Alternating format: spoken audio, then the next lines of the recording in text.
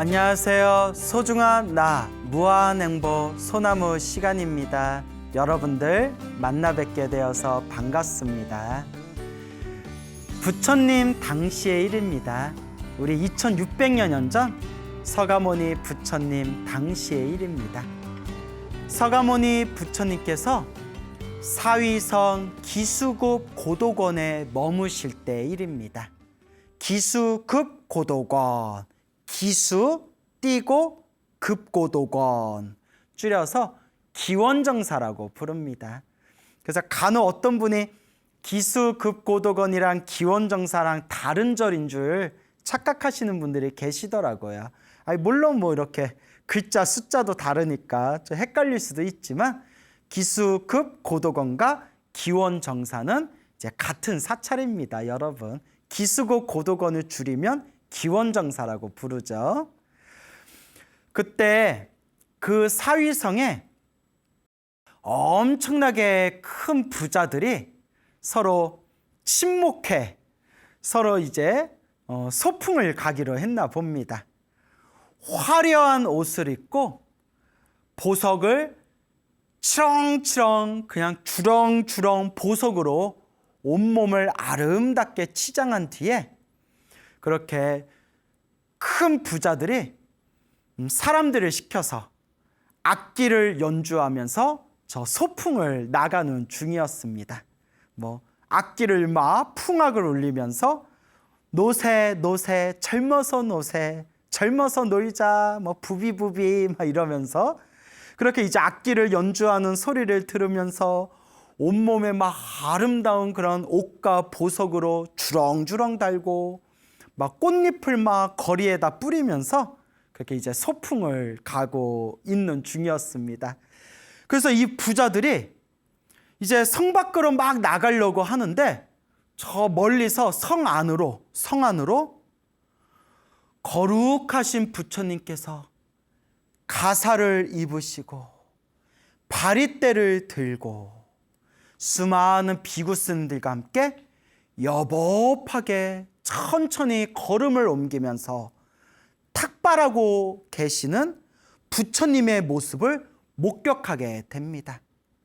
이때 이 소풍 가던 부자들이 그 탁발을 나오신 부처님의 거룩한 상호를 보고 부처님의 그 거룩한 몸에서 마치 100개, 1000개, 100,000가지의 해가 환하게 빛을 발광하는 듯한 그런 엄청난 감동을 느끼며 이 소풍 가던 부자들이 마음에 크나큰 감동을 느끼면서 길을 걷고 탑발하고 계시는 부처님의 발 아래 그 부자들이 모두 다 함께 합장 공경 예배를 올립니다.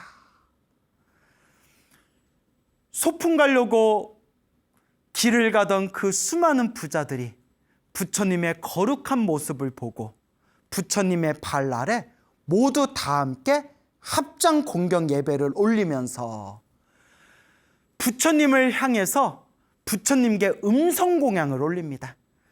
자기들이 이 부자들이 소풍 갈 때 데리고 가서 함께 이제 노래 부르면서 놀려고 불렀던 그 악공들에게, 악기를 연주하는 악공들에게 아름다운 선율로서, 아름다운 음악 소리로서 부처님께 음성 공양을 올리며 부처님을 향해 아름다운 음악 소리로 음성 공양을 올리며 자기네들이 놀려고, 자기네들이 놀기 위해서 챙겨왔던 아름다운 그 꽃들을 부처님의 머리 위에 그 꽃잎을 뿌리면서, 꽃잎을 샤라라라라 막 이렇게 뿌리면서 부처님께 꽃공양을 올립니다. 그때 부처님 머리 위로 샤라라라 떨어지던 그 꽃잎들이 하늘 위로 그 아름다운 꽃잎들이 휘몰아치듯 모이면서 그 아름다운 꽃잎들에 아주 맑고 깨끗한 향이 뿜어져 나오며 부처님 머리 위에 사위성을 꽃잎들이 싹 뒤덮었다고 합니다. 이런 거룩한 이 모습에 그 부자들이 더욱더 마음에 부처님을 향한 공경과 부처님을 향한 찬탄과 그리고 부처님을 향한 감동을 느끼게 되면서 그 부자들이 다 함께 자기들 소풍 가는 것은 다 잊어버리고 부처님 발 아래 무릎 꿇고 합장하면서 부처님께 이와 같이 발언합니다. 부처님, 부처님이시여, 오늘 이 자리에서 부처님께 아름다운 음악 소리로 부처님께 음성 공양을 올리고 그리고 아름다운 꽃잎으로 부처님께 꽃공양을 올린 이 공덕으로 저희도 머나먼 미래 세상에라도 부처님과 같은 깨달음을 얻어서 널리 중생들을 제도하고자 합니다 라는 거룩한 마음, 보리심을 일으키게 됩니다. 와, 아니 그냥 산에 가서 소풍 가서 막 놀려고 막 화려한 옷에 보석으로 몸을 막 주렁주렁 치장하고 연주 잘하는 악공들을 불러서 악기 음악 소리 들으면서 막 꽃을 사방에다 뿌리면서 노세노세 젊어서 놀아 하면서 소풍 가던 이 부자들이 호련히 부처님을 보자 부처님의 거룩한 모습에 환한 그런 감동을 느끼고 부처님을 향해 합장 공경 예배를 올리고 부처님께 아름다운 음악 소리로 음성 공양 올리고 자기들이 가지고 있는 아름다운 꽃잎으로 부처님께 꽃공양을 올리고 심지어 부처님 발 앞에서 부처님께 부처님, 저희가 음성 공양 올린 이 공덕으로 저희들이 미래 세상에 부처님과 같은 깨달음을 얻어서 저희도 널리 중생을 제도하기를 바랍니다. 이런 보리심을 일으킨 거예요. 여러분, 이게 성근입니다. 바로 이게 성근입니다. 착할선 뿌리 익은 이게 착한 뿌리입니다. 과거 전생부터 지었던 그 착한 뿌리가 있었기 때문에 이와 같이 부처님을 만났을 때 거룩한 감동을 느낄 수가 있고 부처님께 공양 올릴 수가 있고 부처님께 공양 올리고 부처님 발 아래서 부처님 저도 부처님 같은 깨달음을 얻어서 널리 중생을 제도하겠습니다 라는 보리심, 거룩한 마음을 일으킬 수가 있는 겁니다. 이게 바로 성근입니다. 업장이 두꺼운 사람은, 업보가 두껍고 업장이 두꺼운 사람은 옆에 바로 살아계신 부처님이 지나가도 야야 누구야? 아유 부처님이래. 그래? 야 오늘 점심 뭐 먹으러 갈까? 눈앞에 부처님이 있어도 못 본대요. 눈앞에 부처님이 계셔도 그냥 지나가나 보다, 그런가 보다, 관심이 없다는 거예요. 눈앞에 살아있는 부처님을 보아도 업장이 눈을 뒤덮어가지고 부처님을 봐도 본 줄 모르고 부처님을 만났어도 부처님과 인연을 맺지를 못하대요. 이렇게 우리 중생들의 업보가 두꺼워요. 이렇게 우리 중생들의 업장이 두꺼워요. 근데 여러분, 우리는 얼마나 복이 많습니까? 우리는 얼마나 성근이 깊습니까? 내가 과거 전생부터 복을 지었고 선업을 쌓고 공덕을 닦고 성근이 있어서 과거 전생부터 내가 지은 착한 뿌리가 있어서 그래도 내가 이번 생에 살아계신 부처님은 못 만나도 이번 생에 이렇게 소중한 부처님 법을 만났구나. 이렇게 소중한 부처님 가르침을 만났구나. 감사합니다 부처님. 감사합니다 부처님. 얼마나 다행입니까 여러분. 그도 우리는 참 복이 많은 겁니다 여러분. 업장이 두꺼우면, 업보가 두꺼우면 옆에 부처님이 지나가도 부처님을 볼 줄 모르고 부처님과 인연 맺을 줄을 모른다. 근데 이 쾌락에 물들은 이런 어떤 감각적인 즐거움을 누리고자 소풍을 떠나는 쾌락에 물들어 있는 이 부자들이 호련히 부처님 지나가는 모습을 보고 그 부자들이 다 함께 감동을 느끼면서 부처님께 음성공양 올리고 꽃공양 올리고 부처님 발 아래 합장하고 부처님께 서원을 세우기를, 부처님 저희가 공양 올린 이 공덕으로 부처님 저희도 미래 세상에 부처님 같은 깨달음을 얻어 널리 중생을 제도하겠습니다 라는 이런 마음을 일으켰다는 것은 전생부터 닦은 사람들이에요. 전생부터 닦은 사람들이에요. 그때 부처님께서 그 보리심을 일으킨 부자들을 보면서 환한 미소를 지으시니 입에서 5가지 오색 광명이 뿜어져 나오고, 뿜어져 나온 오색 광명이 다시 부처님의 몸으로 돌아와 세 겹으로 부처님의 몸을 감싼 뒤에 부처님 정수리 안으로 쏙 들어가게 됩니다.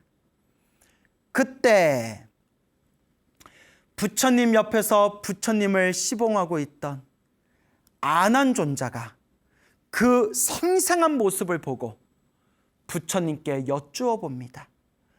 부처님, 거룩하신 세존이시여, 부처님께서는 함부로 가볍게 웃음을 보이지 않으신데 지금 부처님께서 어찌 그렇게 환한 미소를 지으면서 입에서 5가지 광명, 오색 광명을 일으키십니까 부처님? 그 인연이 어디에 있습니까 부처님? 그때 부처님께서 이와 같이 말씀하십니다. 아난이여 보아라. 탁발하고 있는 나에게 음성공양을 올리고 꽃잎으로 꽃공양을 올렸던 저 부자들을 보아라. 저들을 보아라. 저들이 지극한 마음으로, 정성스러운 마음으로 거룩한 마음 보리심을 일으켰기 때문에 열애가 부처가 이와 같이 환한 미소를 지은 것이니라. 저 보리심을 일으킨 저 부자들은 머나먼 미래 세상에 묘성이라는 이름을 얻게 될 것이다. 묘성이라는 이름을 얻게 되고 묘상이라는 이름으로 널리 중생들을 제도하게 되리라. 묘성, 묘할 묘, 소리성, 묘한 소리, 묘성, 묘한 소리라는 이름을 얻게 될 것이다. 왜냐? 부처님께 음성공양을 올렸던 그 공덕의 이름으로 묘할 묘, 소리성, 묘한 소리, 묘성이라는 이름을 얻게 될 것이고 깨달음을 얻어서 널리 중생들을 제도하게 되리라 라고 부처님께서 말씀하시니 그 자리에 있던 수많은 사람들이 다 함께 기뻐하고 감탄하고 다 함께 즐거워하였다고 합니다. 여러분, 우리도 이와 같이 자꾸 보리심을 일으켜야 됩니다. 안욕 따라 삼맥 삼보리심, 줄여서 보리심. 완전한 깨달음을 얻고 모든 중생 하나도 남김없이 모든 중생 다 제도하겠습니다. 이게 바로 보리심입니다.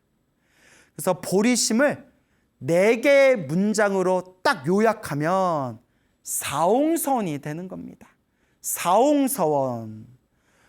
중생을 다 건지오리다. 번뇌를 다 끊으오리다.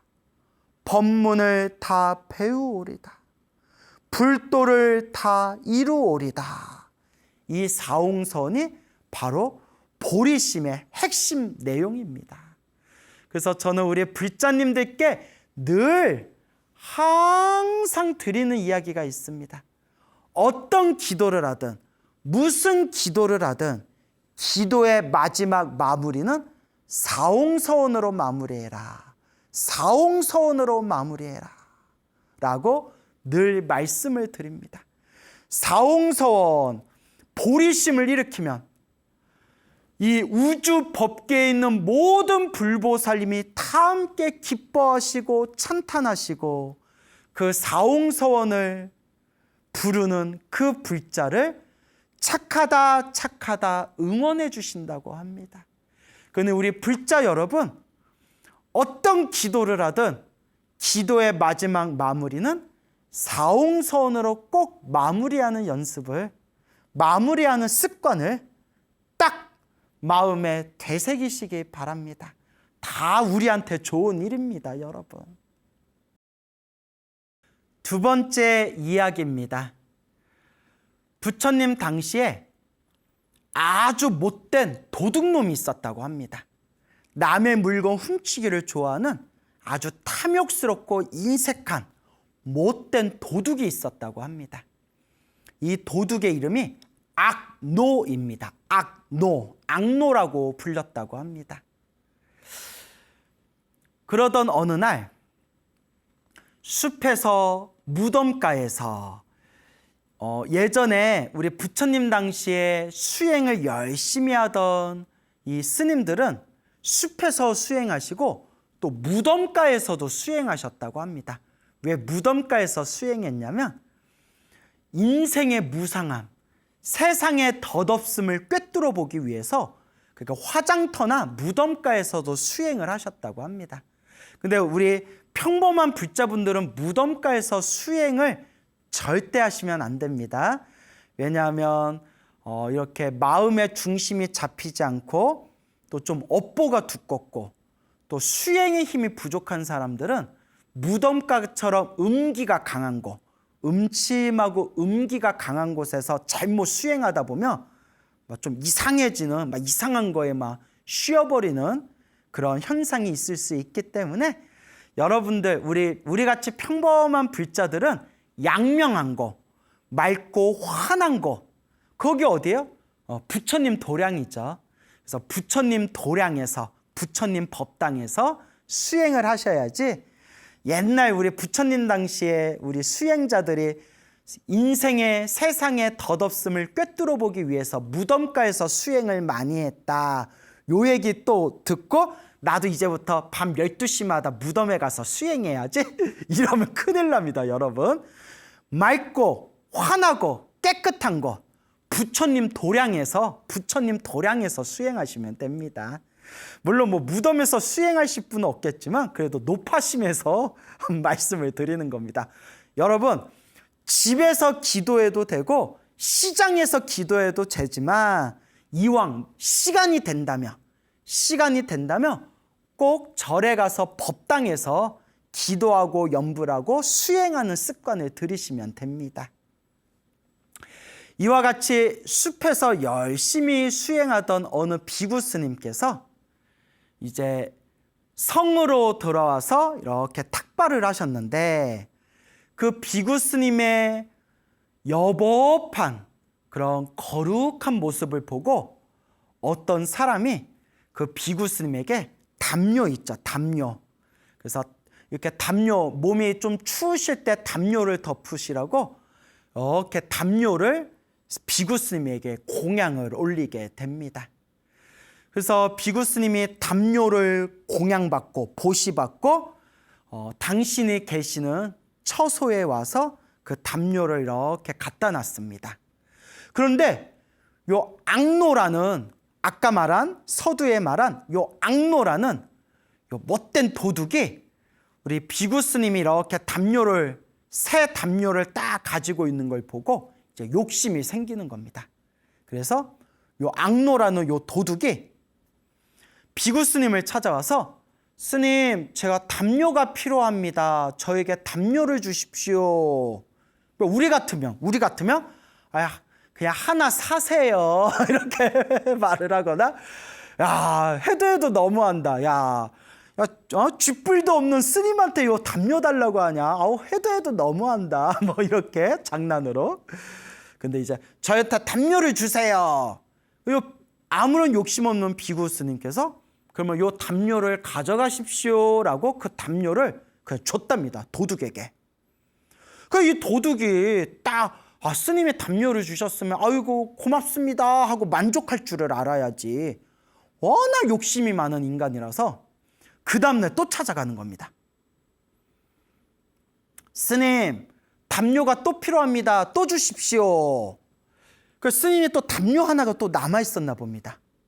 그래서 그 담요도 미련 없이 그러면 이거 가져가 쓰십시오라고 또 줬답니다. 담요를 2번이나 얻어갔으면 됐지. 그러니까 여러분, 이 중생들이 못된 게 여러분들 주변에도 많을 거예요. 내가 갑자기 화나려고 그러네? 내가 정말 좋은 마음 써서 막 웃고 양보하고 좀 잘해주면 사람을 만만하게 봐요. 여러분 경험 많죠? 저도 항상 싱글싱글 웃고 다니니까 내가 웃어도 웃는 게 아니야. 아주 그냥. 예? 그 세상에 못된 사람들이 많아요. 잘해주면 더 고마워하고 더 잘해야 되는데 잘해주면 물론 좋으신 분들 많아요. 세상에 좋은 분들도 많고 은혜를 갚을 줄 아는 사람들이 있으니까 세상이 이렇게 유지가 되는 거죠. 세상 사람들 다 못된 놈들이면 세상 벌써 다 무너졌죠. 그래서 좋은 분들도 많지만 못된 사람들도 많아요.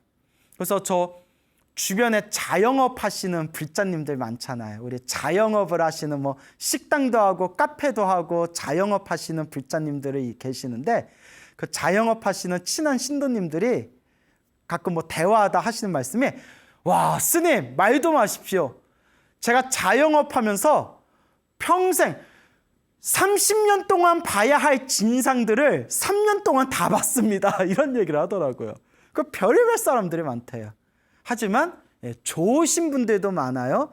좋은 분들도 많지만 세상 살다 보니까 좀 이상한 사람들도 많다. 그런 생각이 들어요. 너무 안타까워요. 서로가 좀 웃으면서 양보하면 이 세상이 천상세계가 될 텐데 그놈의 욕심 때문에 떡이라도 하나 더 가져가려고 서로 그냥 물고 뜯고 밀고 땡기고 나는 이 사바세계가 징글징글해요 아주. 그래서 저는 빨리 극락세계 가고 싶어요. 자, 어쨌거나 그래서 그 담요를 2번이나 줬지 않습니까? 비구 스님이 악노에게 담요를 2번이나 줬는데도 스님이 그렇게 잘해줬는데도 고마워할 줄 모르고 계속 욕심을 내는 겁니다. 또 3번째 스님을 찾아가서 스님한테 스님, 저 그 바루가 필요합니다. 바리떼, 스님들이 탁발하는 바루, 그 바리떼가 필요합니다. 그거 저 주세요 이러는 거예요. 그때 비구 스님이 딱 이렇게 생각합니다. 저 중생의 욕심이 끝이 없구나. 내가 담요를 2번이나 줬는데도 가진 것 없는 나에게 이 바루마저 달라고 하는구나. 근데 이 바루는 부처님의 제자인 이 스님을 상징하는 도구가 바로 이 바리떼이고, 그래서 스님을 상징한 게 이 가사와 바루라고 하거든요. 가사, 바루. 이게 바로 스님을 상징하는 겁니다. 부처님의 제자임을 상징하는 이 바리떼를 달라고 하고, 그리고 내가 이 바리떼가 이거 하나밖에 없는데 이것마저 다 줘버리면 나는 탁발을 할 수가 없다. 저 중생의 욕심이 끝이 없구나. 그리고 내가 이 바리떼를 그냥 주면 줄 수도 있지만 이 바리떼를 주고 나서도 저 중생은 저 욕심을 결코 멈추지 않고 끊임없이 나에게 요구를 해올 것이다. 여기서 이제 좀 끊어내야 되겠구나 라고 딱 생각이 들면서 이 비구 스님이 저 사람에게 부처님과 인연을 맺어줘야 되겠다라고 마음을 딱 먹습니다. 비구 스님께서 그 도둑을 향해서 생각하시기를 저 욕심 많은 저 중생에게 부처님과 인연을 맺어줘야겠구나. 그리고 엄청나게 과격한 방법을 써요. 엄청나게 과격한 방법. 어떻게 하냐면 몰래 이렇게 끈을 준비해요. 몰래 이렇게 끈을 준비한 뒤에 그 도둑이 찾아올 때까지 기다려요. 그 방 안에, 그 조그만 방 안에서 도둑이 찾아올 때까지 딱 기다렸다가 도둑이 스님이 계신 방문 앞에 딱 찾아와서 스님, 그 바리떼 좀 줘 주십시오. 그 바루 좀 줘 주십시오. 담요 2개 갖고는 안 되겠습니다. 그때 스님이 이렇게 얘기합니다. 이보시오. 내가 몸이 너무 피곤하고 몸이 아파서 일어나기가 힘드니까 요 문 안으로 손을 내밀면 내 요 바리떼를 주겠어. 그래서 요 도둑이 아싸! 또 오늘 하나 또 얻어간다. 그래서 방문 안에다가 손을 싹 내미는 순간 요 비구스님이 미리 준비했던 노끈으로 그 방문 안에 손을 쑥 내민 그 도둑의 손에다가 노끈을 묶어서 딱 포박을 합니다. 야, 비구스님이 출가기 전에 무술 좀 배웠나 봐요. 그리고 문을 딱 열고 그 끈으로 포박한 그 도둑의 등짝을 몽둥이로 후려치면서 자, 따라해라. 부처님께 귀의하겠습니다 하면서 따라해라 하면서 몽둥이로 도둑의 등짝을 후려칩니다. 도둑이 얼마나 아픈지 으아 하면서 이제 비명을 질러요. 그 다음에 또 스님이 그 도둑의 등짝에다가 자, 따라해라. 2번째 따라해라. 거룩한 가르침에 귀의하겠습니다 하면서 또 몽둥이로 그 도둑의 등짝을 후려칩니다. 얼마나 아픈지 또 도둑이 으아 하고 또 비명을 지르는 거예요. 그 다음에 그 비구스님이 마지막 3번째로 자, 따라해라. 거룩한 승가에 귀의하겠습니다. 거룩한 스님들께 귀의하겠습니다 하면서 몽둥이로 등짝을 후려칩니다. 그러니까 도둑이 막 그 자리에서 막 졸도를 할 정도로 막 비명을 지르는 거예요.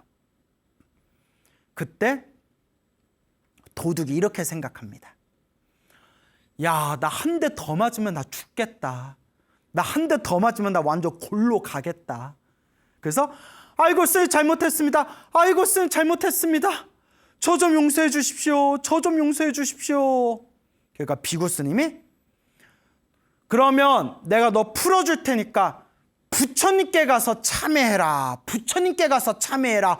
아이고 부처님께 가서 제가 잘못을 뉘우치겠습니다. 해서 그 도둑놈의 이제 묶여있는 손을 풀어주게 됩니다. 자, 그래서 그 도둑이 이제 부처님께 이제 가게 되는데요.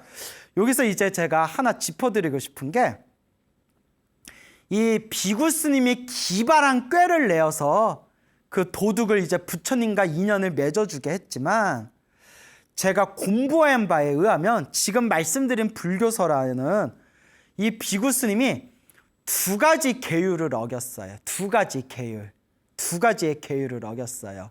꾀가 기발하지만 계율의 입장에서 보면 2가지 계율을 어겼다. 첫째, 거짓말하지 말아라. 거짓말을 하면 안 되는데 이 비구 스님이 내가 아파서 못 일어나겠으니까 방 안에다가 손을 쑥 내밀면 내 바리떼를 줄게라고 거짓말을 하셨잖아요. 이게 계율을 어긴 거예요.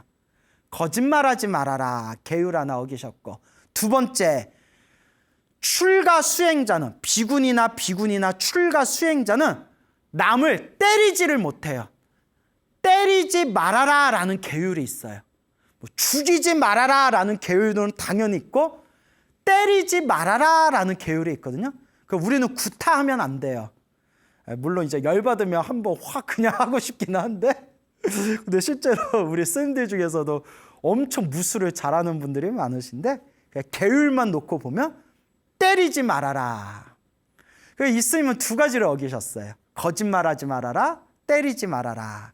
그런데 이제 우리 계율 공부를 할 때 때리지 말아라, 그리고 거짓말하지 말아라, 거짓말하지 말아라, 때리지 말아라. 요거는 좀 약한 계율에 속해. 약한 계율.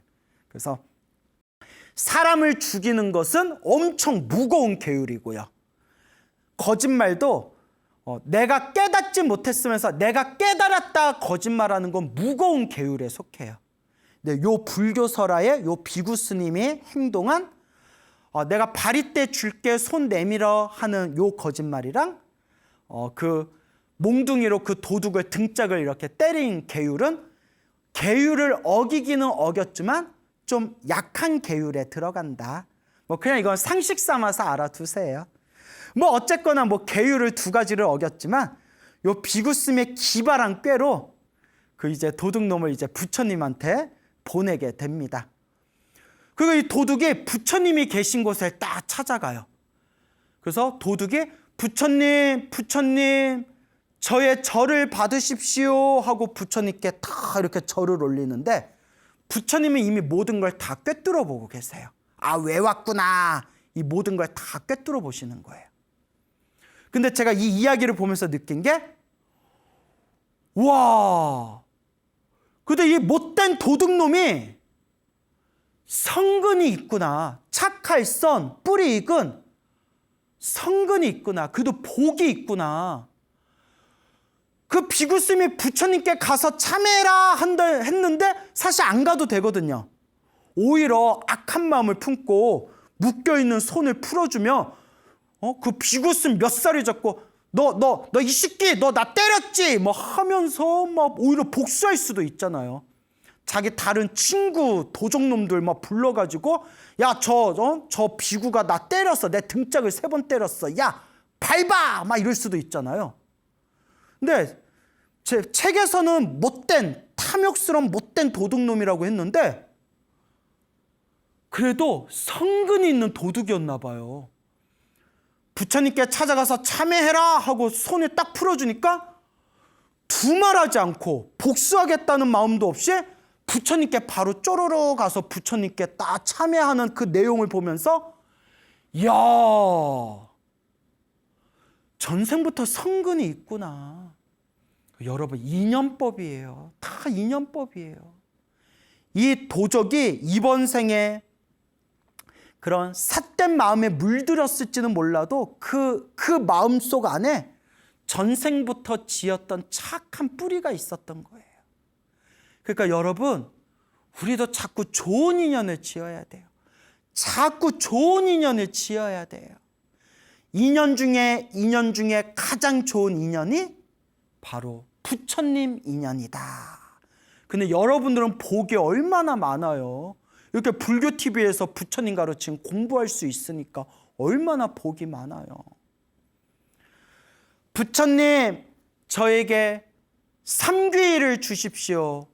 부처님께 귀의합니다. 가르침에 귀의합니다. 승가에 귀의합니다. 삼귀를 주십시오.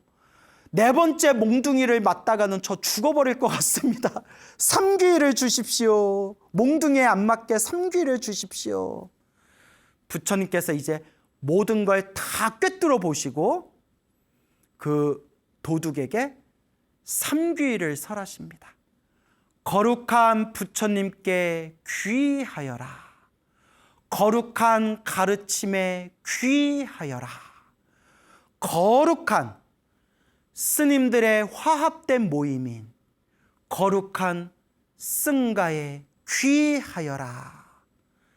그리고 부처님께서 자상한 자비의 음성으로 그 거지에게 법을 설하시니, 진리의 말씀을 설하시니, 그 도둑놈이 부처님의 법문을 듣는 순간 그 자리에서 수다원의 깨달음을 얻습니다.